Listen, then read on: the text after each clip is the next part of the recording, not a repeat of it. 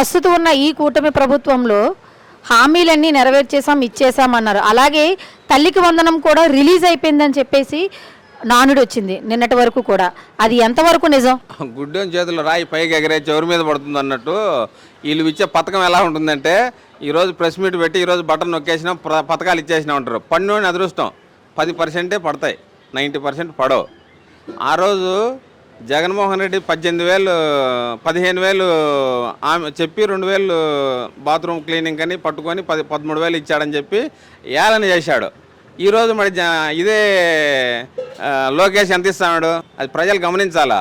అంటే ఎంతమంది ఉంటే అంతమందికి ఇస్తున్నారని చెప్పారు కదా. కుటుంబంలో ఎంతమంది ఉంటే అంతమందికి ఇస్తామంటున్నారు. ఇస్తాండేది ఒకరికి, ఆ ఒక్కరికి కూడా సక్రమంగా అమలు చేయలేదు.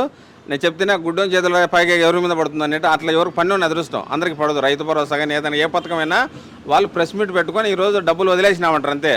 దాన్ని ఒక వారం 10 రోజులు వాళ్ళ ఛానళ్ళు బాగా ఉన్నాయి కాబట్టి ఛానళ్ళ ద్వారా మేము చేసేసామని ఇది చేసేస్తారు అంతే. అయిపు చేసి పన్ను వెనక పడితే పన్ను ఎవరికి పోయి చెప్పుకోవాలి వీళ్ళకు. అప్పుడు వాలంటీర్ వ్యవస్థ ఉన్నది, సచివాలయాలు ఉన్నాయి. వాలంటీర్ వ్యవస్థ ద్వారా వాలంటీర్లు నిలదీయడమో లేదా సచివాలయానికి వెళ్ళడం మాకు పర్లేదంటే వాళ్ళు ఏదైనా సాల్వ్ చేసి టెక్నికల్ ఇష్యూస్ కూడా చేసి ఇచ్చేవాళ్ళు. ఇప్పుడు ఏమీ లేదు, ఎవరిని అడగాల, దిక్కు దివాన్ లేని పరిస్థితి. అంటే ఇప్పుడు వాలంటీర్ వ్యవస్థ బాగుందని మీరు అంటున్నారా? అమ్మ ఇంటి దగ్గరికి వచ్చి మనం ఇంట్లో మనం కూర్చొని వ్యాపారం చేసుకుంటాను. నేను వ్యాపారం చేసుకుంటాను, నాకు ఆధార సమస్య ఇంకోటి ఉన్నప్పుడు నా ఇంటి దగ్గరికి వచ్చి ప్రాబ్లం సాల్వ్ చేయించే గవర్నమెంట్ కావాలన్నా? మనం ఆఫీస్ పనులు విడిచిపెట్టి షాపులు మూసుకొని ఆఫీస్కి వెళ్ళి ఆఫీస్లో కూర్చొని రోజుల తరబడి లంచాలు ఇచ్చుకొని పనులు జరగక వాళ్ళ చుట్టూ తిరిగే ప్రభుత్వం కావాలన్నా? అంటే పంచాయతీ వ్యవస్థ ఉంది కదా సార్, మరి ఏ పంచాయతీ వ్యవస్థలో ఎవరికి పనులు జరగట్లేదమ్మా. వాలంటీర్ వ్యవస్థ ఉన్నప్పుడు జగన్మోహన్ రెడ్డి గవర్నమెంట్లో బ్రహ్మాండంగా అందరూ ఇళ్ళకాడ కూర్చొని పనులు చేసుకునే వాళ్ళు. ఏ ఇబ్బంది కలిగినా కూడా క్షణాల్లో జరిగిపోయేది, మనిషికి ఏ అవసరం వచ్చినా. ఇప్పుడు ఆ పరిస్థితి లేదు.